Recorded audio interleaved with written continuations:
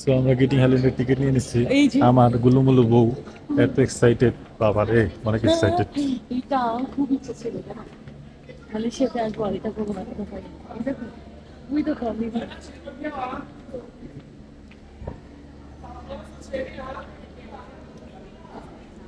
হাতে রাখো।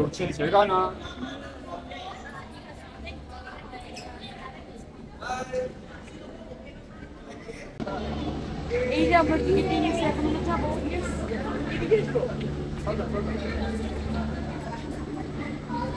Thank you এটা দিয়ে আবার কাম ব্যাক। এটা দিয়ে কিন্তু আবার ব্যাক করবো, এটা দিয়ে আবার ব্যাক করবো কিন্তু। কি তোমার কাছে রাখো সে অনাকাঙ্ক্ষিত জায়গায় আমরা চলে যাচ্ছিলাম